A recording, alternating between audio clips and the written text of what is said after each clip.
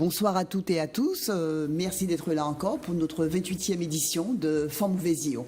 Alors ce soir, nous avons le plaisir d'avoir avec nous Nadia Chanville, qui va intervenir surtout sur la question de Quand et Quand, c'est notre rubrique Quand et Quand, mais qui va participer aussi au reste de l'émission.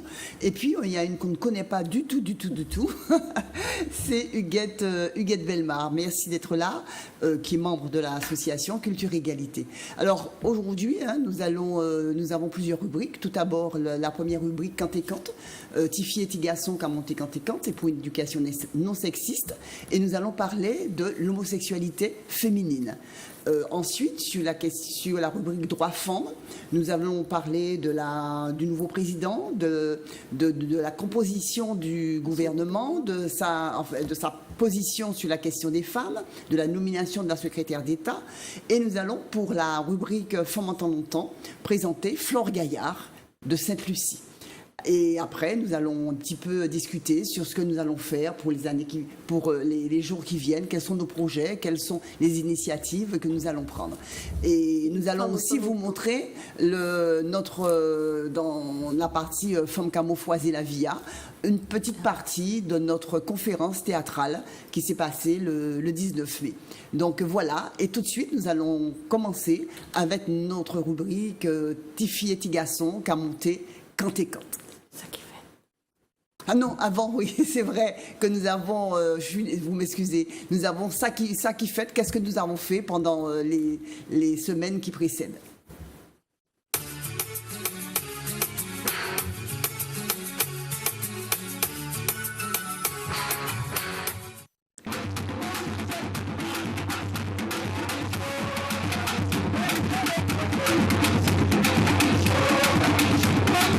J'ai connu ces vies, ces femmes qui se sont élevées contre la servitude. Elles vous parlent. Je fais partie de l'armée d'Otelga pour confirmer ma colère.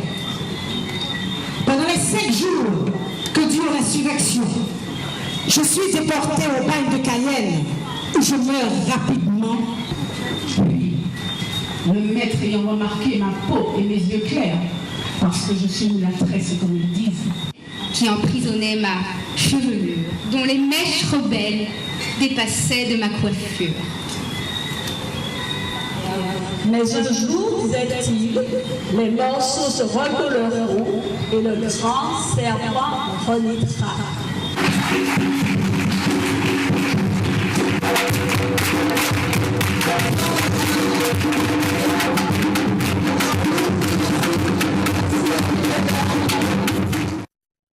Alors voilà, nous avons montré cette conférence qui s'est passée le 19 mai. Il y avait à peu près une centaine de personnes, beaucoup d'émotions. Et puis ce qui est intéressant dans cette conférence, dans cette théâtrale, c'est que les gens ont appris des choses, hein, n'est-ce pas, Huguette? Oui, tout à fait. Les gens apprenaient, découvraient toutes ces femmes qui avaient fait notre histoire, qui avaient participé à la construction de la Caraïbe et des Amériques. Et des Amériques. Alors nous avons aussi, avant il y a eu cette conférence, mais nous avons participé aussi au 1er mai. Donc là, nous n'avons pas d'image, mais c'était très actif, très dynamique, puisqu'on préparait un petit peu, on était dans la dynamique des élections, où on dénonçait un petit peu, on essayait de dire aux gens de ne surtout pas voter pour le Front National. Donc voilà. Alors nous allons passer tout de suite à notre rubrique Tifi et Tigasson, qu'a monté Quand et Quand.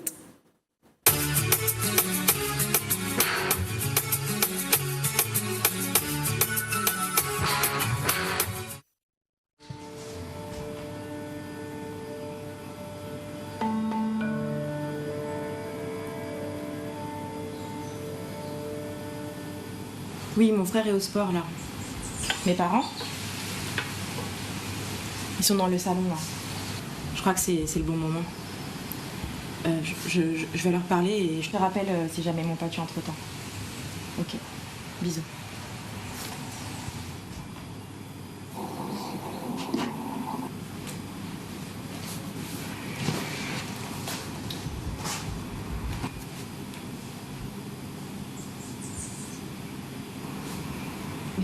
Ça va, ma chérie?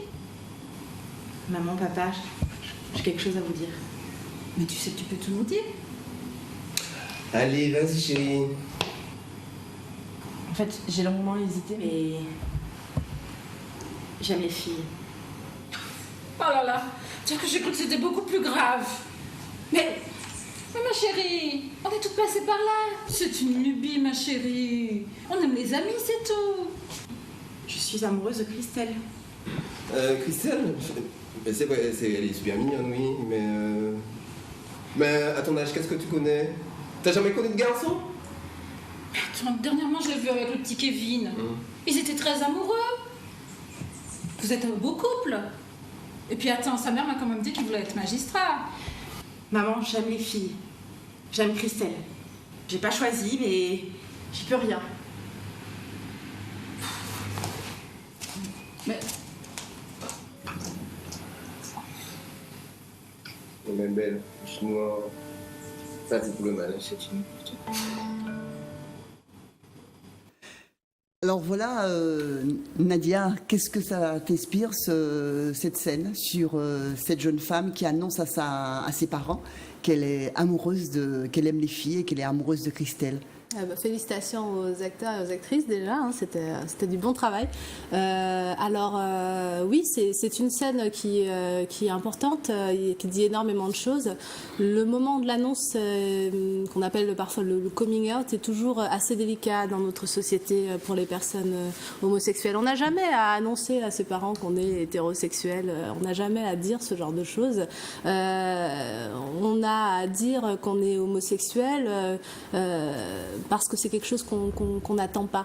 Et c'est extraordinaire de voir comme ça peut créer des souffrances, à la fois pour la personne qui l'annonce, qui a l'impression d'avouer quelque chose de coupable, alors qu'elle est simplement en train de donner une information sur son identité, sur ce qu'elle est vraiment. Et comme ça crée aussi des souffrances chez les parents qui ont l'impression que la terre leur tombe sur la tête. Alors ça, c'est plutôt le schéma que l'on décrit quand on parle des coming out des garçons. Et c'est vrai que ça a été très bien montré ici.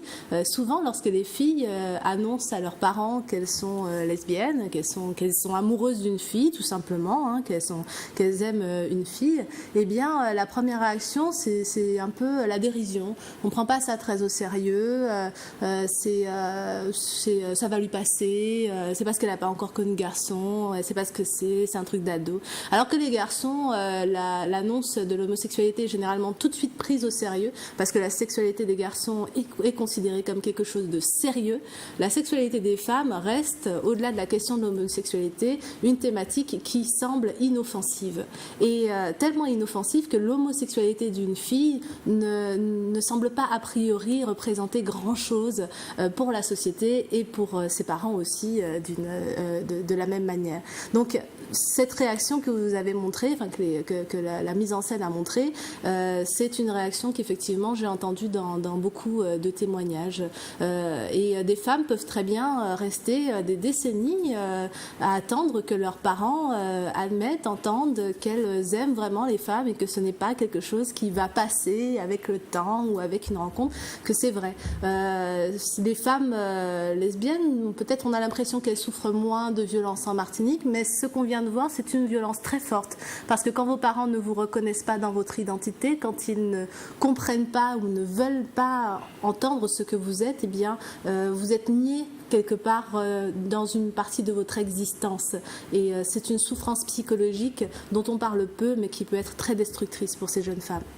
Et nous avons eu l'occasion de rencontrer une femme qui on lui disait mais pourquoi tu ne viens pas avec nous dans les manifestations du mariage pour tous, et qui disait qu'elle n'y vient pas parce que récemment elle a eu un contrat et quand les gens ont su qu'elle était lesbienne, elle l'a perdu ce contrat-là. Est-ce que tu as eu l'occasion de rencontrer ce type de témoignage de jeunes femmes dans ces situations?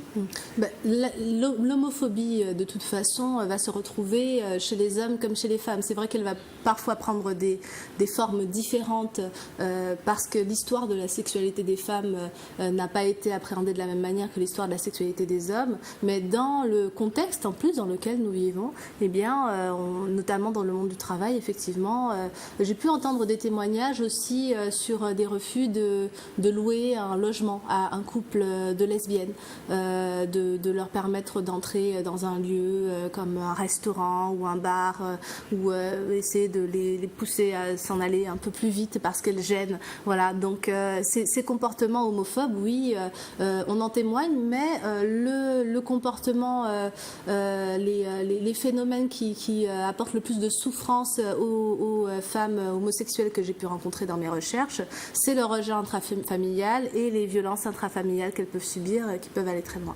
Alors, tu disais aussi l'autre jour, lors de la préparation de l'émission, qu'il y a surtout, j'aimerais bien que tu insistes davantage sur la question de la dérision. Et on disait qu'il y a plein comme les femmes ont l'habitude d'être ensemble, les femmes on regardait encore, l'autre jour j'étais au restaurant, sur la plage aussi, beaucoup de femmes sont ensemble, 2 femmes, 3 femmes, 4 femmes, et ça a l'air on aurait dit que l'homosexualité féminine est acceptée. Mais en fait, tu nous disais que ce n'était pas accepté, mais simplement c'était la sexualité féminine qui n'était pas reconnue, qui n'avait pas autant de l'importance qu'elle devrait avoir. Oui, en fait, souvent, je réponds un petit peu trivialement en disant que le problème de l'homosexualité féminine, c'est qu'on s'en fiche. C'est-à-dire que ce n'est pas un sujet. Et pourquoi ce n'est pas un sujet? C'est ça qui est important. C'est là qu'on voit à quel point c'est grave et à quel point c'est une problématique sexiste.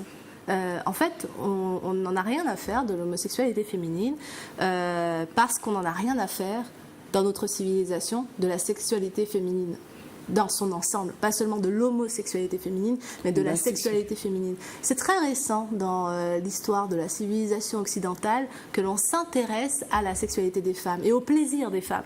Là, en ce moment, sur les entretiens sur lesquels je suis en train de travailler, les femmes martiniquaises que j'ai interviewées soulignent le dénigrement que l'on donne à la sexualité féminine, au discours sur la sexualité féminine, même dans les familles. Une fille qui a des relations sexuelles peut se faire insulter, considérer c'est un voile-pas, c'est un pitin, c'est pour reprendre les termes que j'ai pu entendre.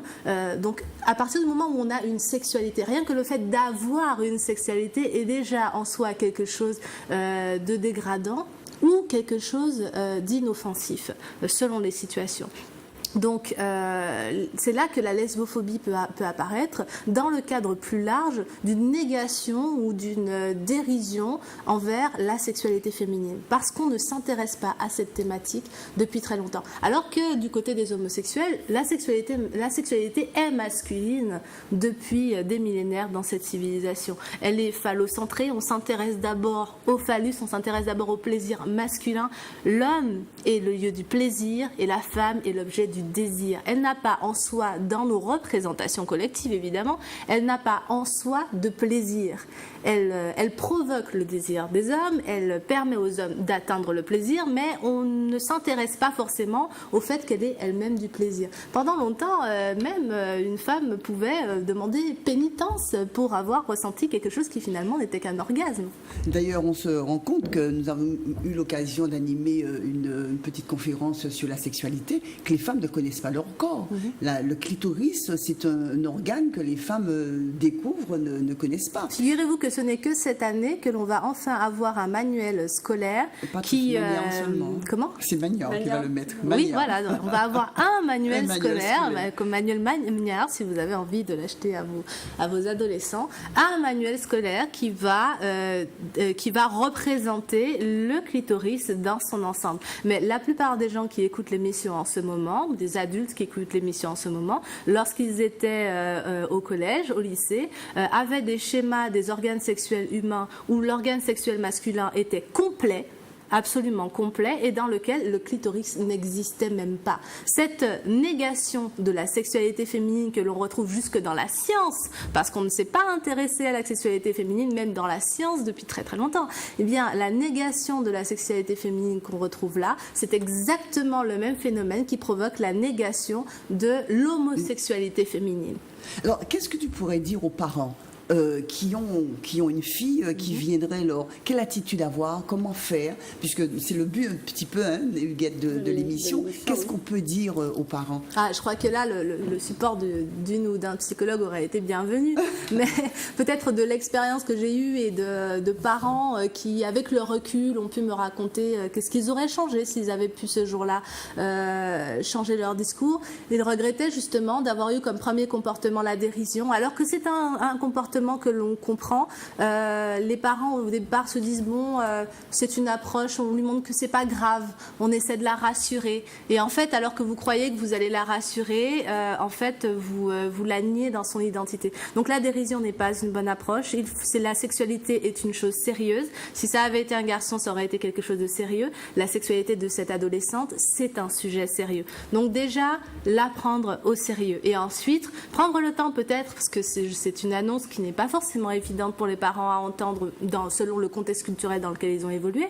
Donc, prendre le temps peut-être de faire une pause, d'y réfléchir, de se renseigner, de lire sur le sujet avant de revenir et de reprendre une conversation à tête reposée. Mais éviter en tout cas d'avoir des réactions à chaud tout de suite lorsque l'on entend cette déclaration. Beaucoup de parents regrettent des mots qu'ils ont dit sur le moment qui ont été dévastateurs et qu'ils n'auraient pas dit avec le recul à leur enfant. Merci Nadia. Alors nous voulons quand même présenter Nadia, qui va se présenter elle-même d'ailleurs. Je suis doctorante en sociologie à l'Université des Antilles. Et qui fait une thèse sur... Alors je travaille sur la relation entre l'impact des discours sexistes sur les discours homophobes et vice-versa. Donc comment l'homophobie alimente le sexisme dans les sociétés postcoloniales comme la nôtre. Alors tout d'abord, avant de passer à l'autre rubrique, je voudrais particulièrement remercier la troupe Combit qui fait du théâtre forum dans les établissements scolaires. Et c'est un outil très très intéressant parce que ça permet aux élèves de prendre conscience beaucoup plus rapidement des choses.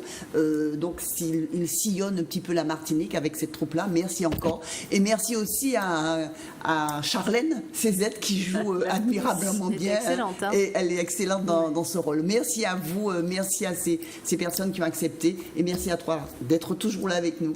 Ok, voilà, nous allons passer maintenant à notre rubrique droit femmes.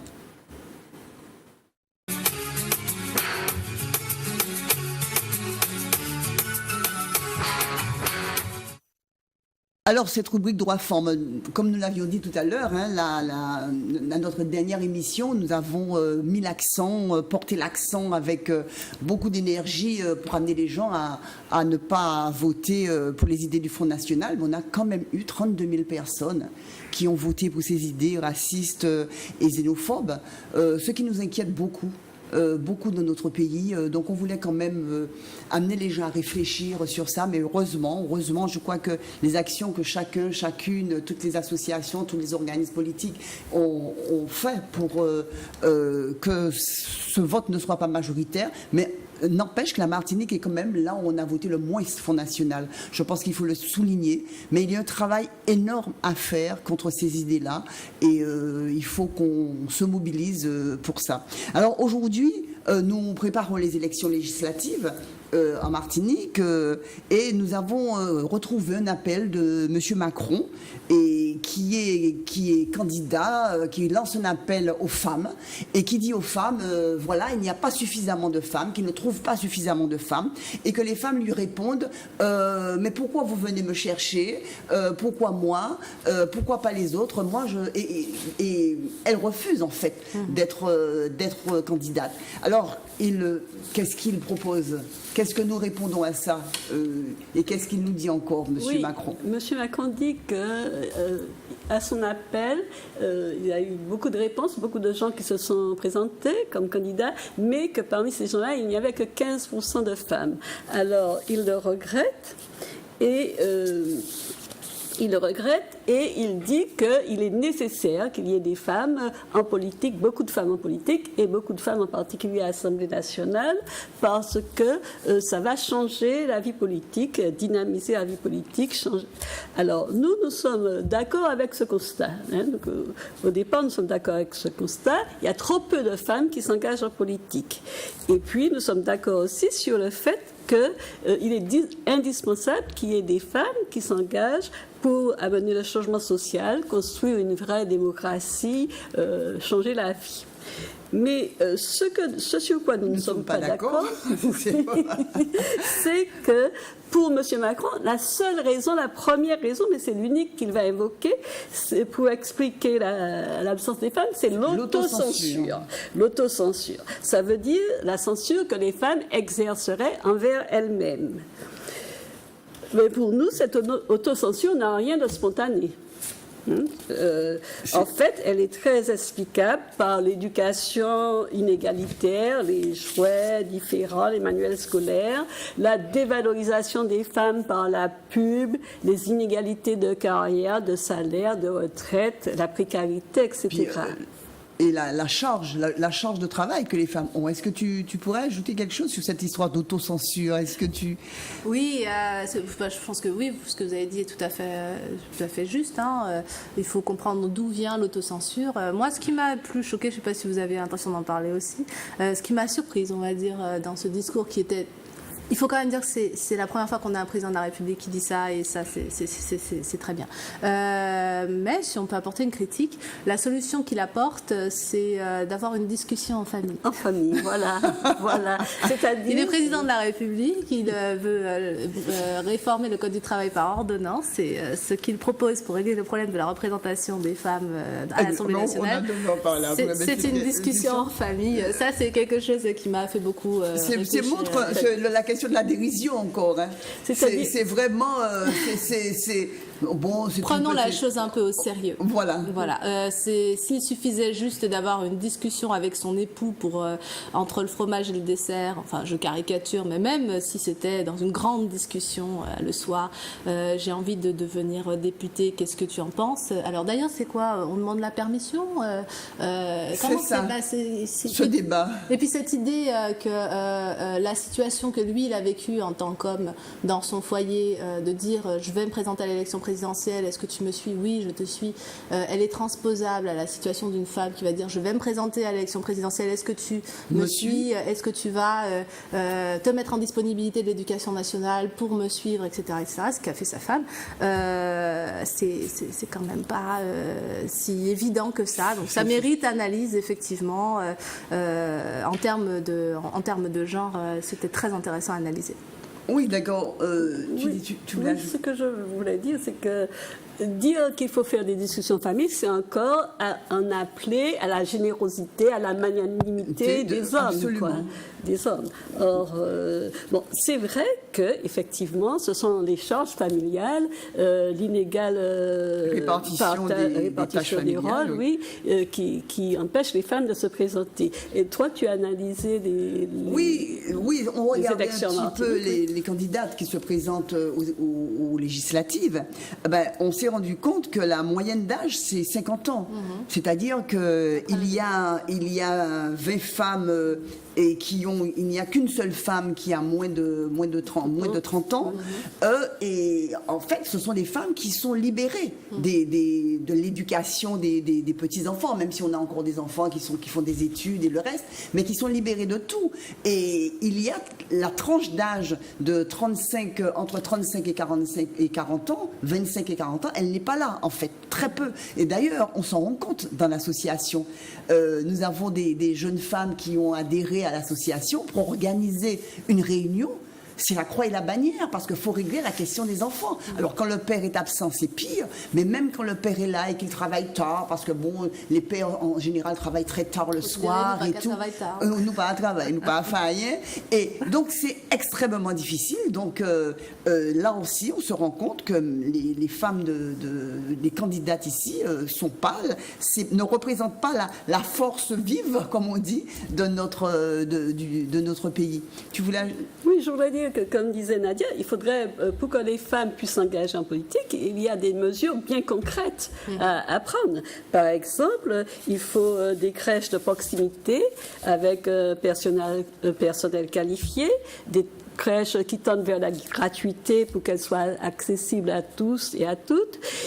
Il faudrait revaloriser, pour lutter contre cette fameuse autocensure, il faudrait revaloriser l'image de la femme. Il faudrait, par exemple, un plan de rattrapage immédiat des écarts de salaire et de retraite entre les femmes et les hommes. Il faudrait aussi des luttes contre le sexisme, la discrimination, le harcèlement, les violences, etc. Donc, cette fameuse loi cadre contre les violences que nous demandons et qui existe déjà en Espagne, par exemple. Mais est-ce que M. Macron prend le chemin de tout ça? On va voir. Hein, quand on regarde un petit peu la photo du gouvernement, on se rend compte que il n'y a pas de femmes qui soient ministres d'État. Dans ce gouvernement. On a mis Laura Flessel au milieu, elle fait 2 minorités en une. Oui, voilà, elle est au milieu, mais il y a qu'une ministre, et Nadia, qui n'est même pas ministre d'État. Alors, en fait, il n'y a pas de ministre d'État. On regarde devant, il n'y a que les hommes, là. En fait, on a une femme... Dans les secteurs qui ne sont pas féminins, si on veut dire, qui ne sont pas stéréotypés féminins, on a une femme qui est secrétaire d'État aux armées. Sinon, on a une femme secrétaire d'État à la recherche et à l'enseignement supérieur. Il y a aussi, on en parlait tout à l'heure, l'enseignement supérieur, les armées, et puis sinon, on a donc la ministre du Sport, on a la ministre de la Culture, la ministre du Sport, la ministre de la Culture, la question du handicap aussi, c'est une femme, mais en fait, on reste quand même dans le stéréotype du soin et de l'éducation, qui sont déjà des domaines très féminins. C'est-à-dire que ce n'est pas très surprenant, ce n'est pas une innovation extraordinaire d'avoir une femme au handicap ou à l'éducation ou dans des domaines liés à la santé, sachant que ce sont quand même des secteurs dans lesquels l'essentiel de la main-d'œuvre du prolétariat, si je peux me permettre ce terme, eh bien, ce sont des femmes. C'est pour ça qu'on fait bien la différence entre la parité et l'égalité. Alors la parité, là, elle est vraiment statistique, quoi. Elle est numérique, on est 50-50 en quantité, mais sur la question de l'importance des ministères, on est très très loin de Michel Alliot-Marie à la Défense, par exemple, Michel Alliot-Marie à la Défense, Christiane Taubira, garde des Sceaux, ça ce sont des figures féminines qui ont été à des postes régaliens, on appelle ça des ministères régaliens, qui sont absolument nécessaires en fait au fonctionnement d'un État. Mais là on a fait quelques pas en arrière, là on n'est pas monté, même si on est dans le 50-50, en ce qui concerne les postes importants, les femmes n'y sont pas. Alors on peut ajouter aussi que M. Macron avait émis l'idée, avait promis plus ou moins une femme Premier ministre. Et puis il a vite oublié ça. Et il avait aussi promis un ministère des droits des femmes. Oui, qu'il y aurait un ministère des droits des femmes. Et on a un secrétariat d'État. On a un secrétariat d'État. Oui, ce qui fait beaucoup moins de moyens en personnes, en argent, etc. Et en plus, elle est ministre, elle est secrétaire d'État auprès du Premier ministre. Mais ce Premier ministre n'est pas du tout convaincu, c'est pas du tout un féministe. Non, il a voté contre toutes les lois, il s'est abstenu contre toutes les lois qui étaient votées à l'Assemblée nationale, il a voté contre ou il s'est abstenu. Oui. Donc, on est mal barré. Bon, cela dit, vous savez que j'ai toujours tendance à avoir le verre à moitié plein. Je me dis que les déclarations d'intention pour l'instant sont un peu positives. Attendons de voir. Effectivement, pour l'instant, ce ne sont pas encore... il a quand même posé des actes, le Premier ministre. Oui, c'est ça. À l'Assemblée nationale, il a voté contre tout. Oui, il s'est abstenu. Je peux vous dire. Il s'est abstenu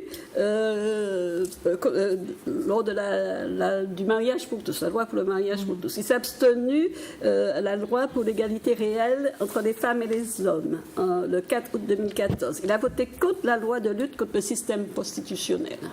Donc, on est quand même un peu mal barré.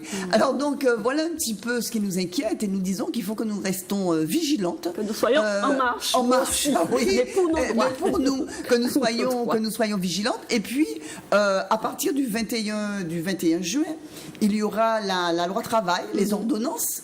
Et là encore, nous avons vu M. Macron, quand il était au ministère, ce que ça nous apportait en tant que femmes sur la question de la précarité. Et donc, nous devons rester absolument vigilantes sur cette loi travail qui nous inquiète fortement. Quitte à faire des ordonnances, justement, est-ce que vous avez suggéré, je ne sais pas, je vous pose la question, je retourne, je prends ta place.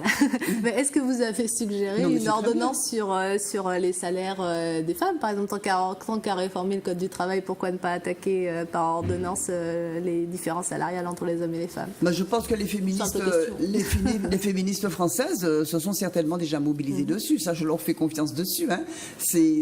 D'ailleurs, elles veulent aussi que la question de l'IVG soit inscrite dans la Constitution pour qu'il n'y ait pas de gens qui remettent ça en question aussi. Donc ça, c'est important. Alors voilà un petit peu. Donc nous disons, comme on aime dire à Culture Égalité, bon, tenons nos pancartes, nos banderoles. Alors Nadia nous dit, bon, attendons, regardons faire. J'ai juste envie d'un peu d'optimisme, mais je vous comprends. Mais nous restons vigilantes, comme nous sommes aussi inquiètes que les féministes françaises, on lit beaucoup leurs écrits, donc on reste mobilisés, on reste lucides et vigilantes. Voilà, merci encore. Et puis nous allons passer à notre rubrique Femmes en temps longtemps, et avec Flore Gaillard.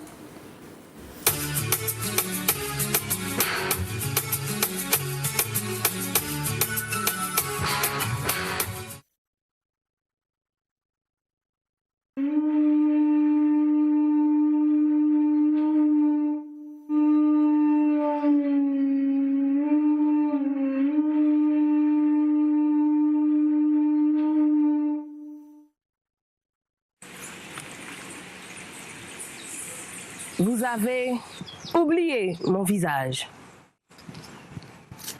Une conque de Lambie me représente. Mon histoire n'est pas dans les livres parce que je suis femme. Je sors aujourd'hui de l'ombre pour me rendre à vous plus présente. Moi, Flore Gaillard, de l'île de Sainte-Lucie, j'ai été esclave. J'ai été violée. Je me suis révoltée. Avec ma troupe, j'ai combattu l'armée anglaise. En 1793, au moment où la Révolution française allait proclamer la liberté tant souhaitée, les Anglais se sont acharnés à reprendre mon île aux Français. Nous ne voulions plus de l'esclavage. Je ne voulais plus être esclave. Après plusieurs années d'une lutte acharnée, nous avons remporté la victoire. Nous avons persécuté les esclavagistes, dévasté les plantations, empoisonné les animaux, parce que nous ne voulions plus être esclaves. Parce que nous voulions que les êtres humains soient libres et égaux. Au cours d'une bataille, la bataille de Rabaul, nous avons battu les Anglais à plate couture. Imaginez, c'est l'aube. La forêt est dense. La forêt humide. Une chaleur moite. Nous sommes au mois de juin. Une troupe de nègres, des marrons, des Français révolutionnaires, des Anglais ralliés, l'armée française des bois. Mes camarades attendent mon signal pour passer à l'attaque. Ils m'ont choisi, moi, comme une de leurs chefs. Moi, une femme. Les Anglais ne sont pas loin. Ils ne se doutent de rien. Ils ne savent pas qu'ils nous renseignent sur leurs moindres faits et gestes. Alors, de toutes mes forces, je souffle dans la conque de Lambie pour insuffler force et courage à mes compagnons. Mon armée, l'armée française des bois, passe à l'attaque. La bataille est âpre. Beaucoup tombent, mais nous résistons. Enfin, c'est la victoire. Les Anglais capitulent. Au bout de la bataille, c'est la liberté. Retenez mon nom, Flore Gaillard, femme de Sainte-Lucie, chef de l'armée des bois, qui a battu les Anglais à plate couture. Femme, combattre pour ses droits, combattre pour préserver sa liberté est un devoir. Pour défendre les miens, j'ai été sommée de prendre les armes. Comme moi, vos actions, votre parole, votre voix, vous les devez aux vôtres. Aucun changement ne se fera sans vous.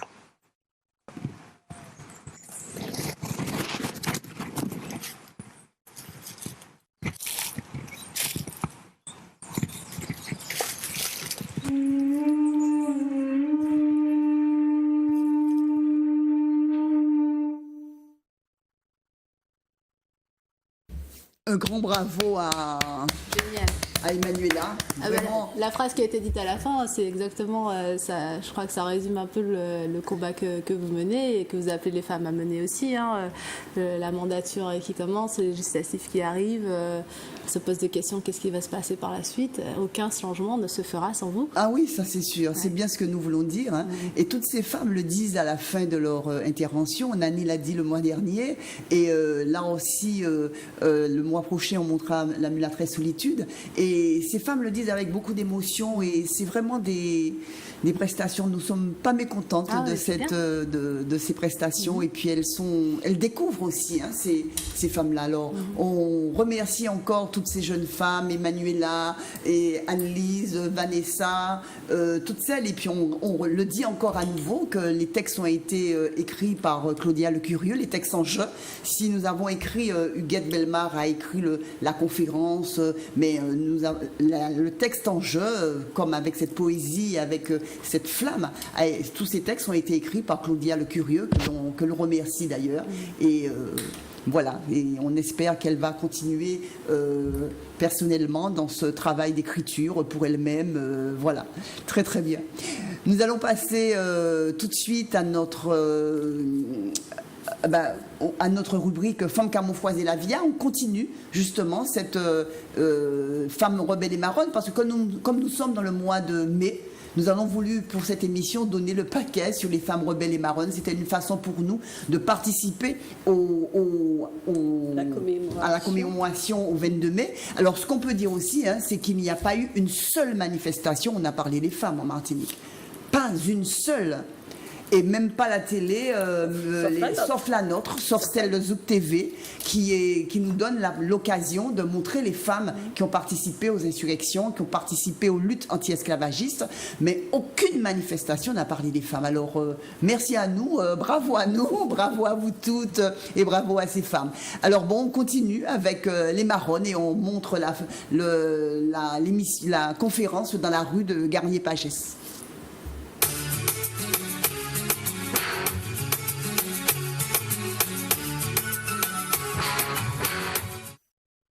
L'histoire de la Martinique, des Antilles et de la Caraïbe et des Amériques. Ces femmes qu'on a oubliées, nous à l'association Culture Égalité, nous avons retenu, nous avons décidé de les faire sortir de l'ombre. Anna Paola, c'est moi. Même quand je me suis réfugiée à Xarawa, j'ai continué à écrire mes arrêtos patriotiques. Mes frères indiens se sont soulevés. Je suis Nani de la Jamaïque. Mes 4 frères et moi, nous avons dit non. Non au travail forcé. Non au fer aux pieds. Non au coup. Mon histoire n'est pas dans les livres, parce que je suis une femme.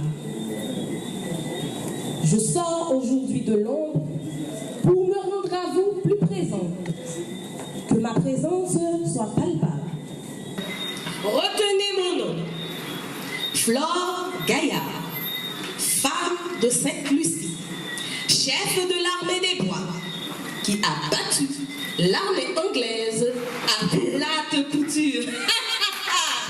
Mon Mon nom est Solitude.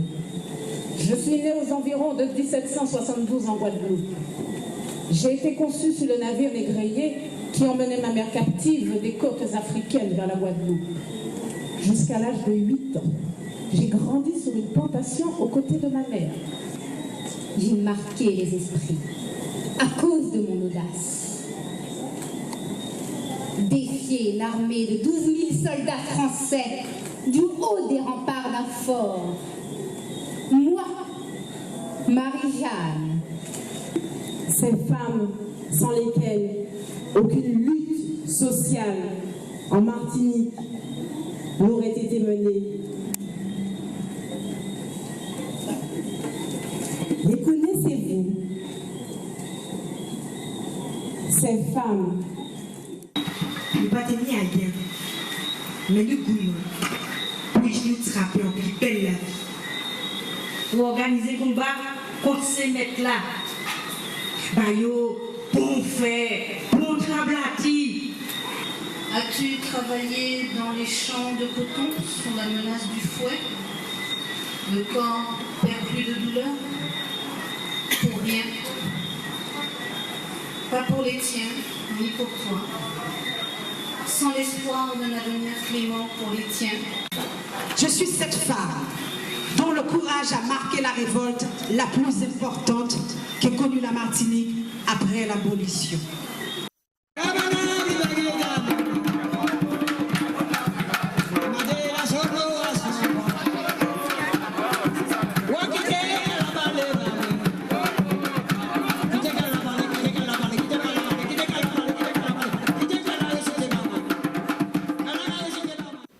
Alors voilà, nous profitons de l'occasion pour remercier à nouveau ces jeunes femmes et puis remercier aussi la maison d'artistes, l'œuf. Et nous invitons tout le monde à y aller. C'est un lieu vraiment super sympa, magique, un œuf.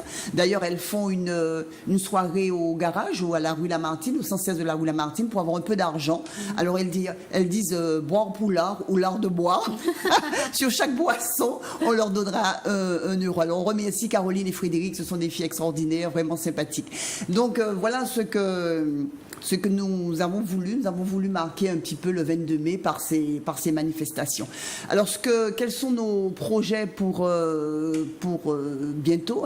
Alors je voulais aussi quand même dire aux personnes que nous refaisons cette manifestation au mois de juillet, peut-être le 3e samedi du mois de juillet, dans encore une autre façon, une autre scénographie, une autre mise en scène, et bien entendu toujours avec la conférence, puisque c'est une conférence et les femmes ponctuent la conférence. Donc n'oubliez pas, écoutez, prenez rendez-vous, et aussi les gens, les communes qui veulent faire des manifestations pendant les fêtes patronales, qui veulent présenter ça, nous sommes à leur disposition et nous pouvons présenter à tous les organismes qui le veulent cette conférence. Voilà. Donc et les gens apprennent beaucoup de choses et les gens ne partaient pas. Ils étaient là, ils voulaient encore rester à écouter encore et apprendre. Alors donc, il faut préciser donc que la conférence, c'est une conférence sur les femmes qui se sont illustrées pendant la période coloniale, la période de la conquête et ensuite la période coloniale.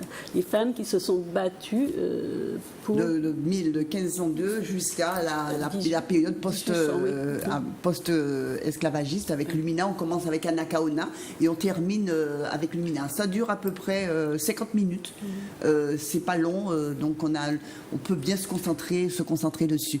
Alors, qu'est-ce qu'on peut dire? Alors oui, c'est bientôt la fête des mères. Alors nous avons un cadeau. Nous allons vous dire qu'il y a un merveilleux cadeau à offrir aux mères.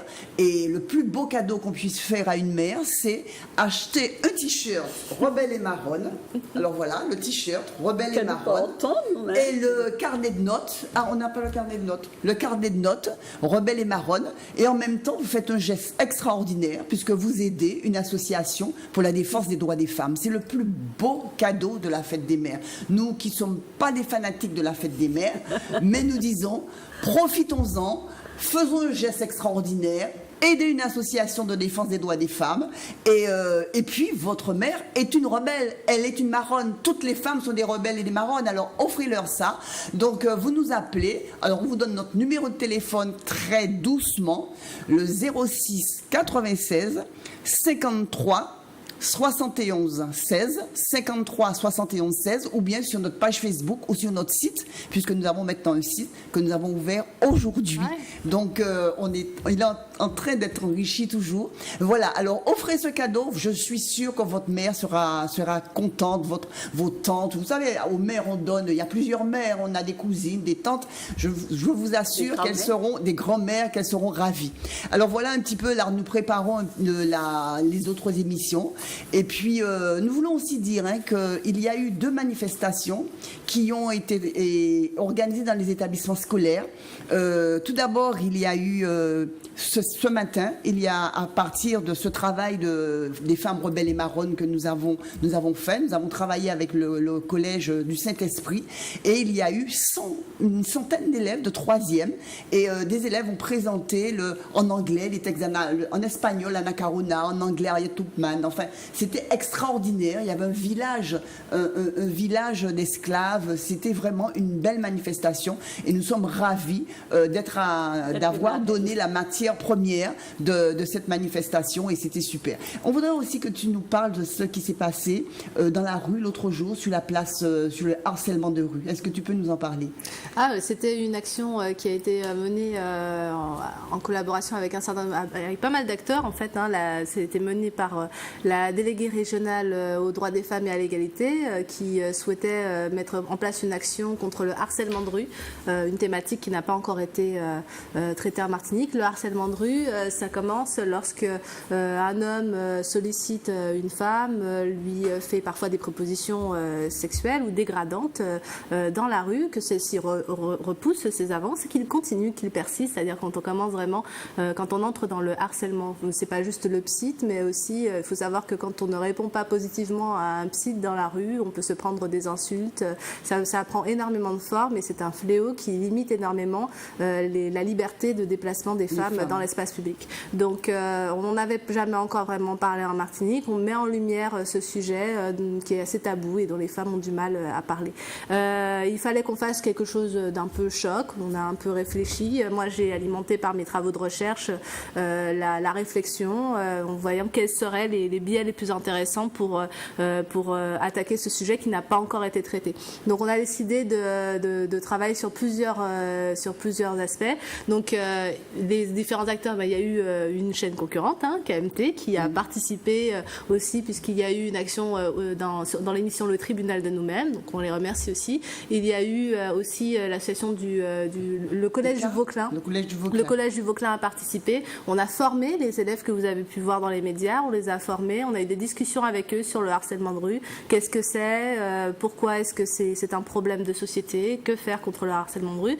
Ensuite, il y a eu, du coup, ces collégiens sont venus dans l'espace public à Fort-de-France faire une déambulation qui, elle, a été mise en scène par l'association de prévention ICAR. Elle a été mise en scène par Patrice Levnamouric avec comme comédienne Jeanne Baudry. Voilà, donc nous avons dans une même action l'État avec la déléguée régionale aux droits des femmes, les élèves avec le collège du Vauclin qu'on remercie encore, une association de prévention, une troupe de théâtre, et puis moi-même en fait j'ai apporté la matière scientifique et j'ai dû aussi un peu me prêter au jeu. Ma foi, c'était très amusant. On t'a vu en tant comme grande avocate. C'est le début et la fin de ma carrière de comédienne. Voilà. Mais merci aussi au public et à toutes les personnes qui ont réagi, qui ont participé. C'était une expérience, et la réussite de cette expérience donne aussi de l'espoir, montre que ce type d'action peut fonctionner, peut donc continuer à en parler, discuter entre vous. Est-ce que ça vous a choqué? Qu'est-ce que ça vous a provoqué comme émotion? Voilà, on voulait vraiment lancer la conversation avec vous sur ce sujet. Et puis surtout, il faut que les gens le disent, il faut que les gens dénoncent. Moi, je crois que c'est important. C'est pas facile, et puis de ne pas banaliser les choses aussi. C'est difficile pour les femmes de le dénoncer. Et à partir du moment où l'ensemble de la société a conscience du problème, eh bien, elles seront peut-être moins souvent en état de sidération. Elles se sentiront beaucoup plus légitimes lorsqu'elles sont insultées dans la rue, à appeler aussi les gens autour d'elles à réagir et à dire que ce n'est pas normal de se faire insulter dans la rue. Absolument.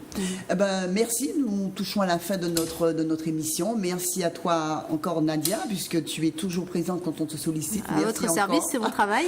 Et puis merci aussi aux techniciens et aux techniciennes de Zouk TV. Merci à Zouk TV. Et puis merci à vous, téléspectatrices et téléspectateurs, d'être toujours présents et présentes. Et puis encore à Nadia Charlery, à toutes ces personnes, à Caroline et à Frédéric de E9, et puis enfin toutes les personnes, toutes les filles à Combit, à Charlène. Voilà. Merci, bonne soirée et à bientôt. Salutations.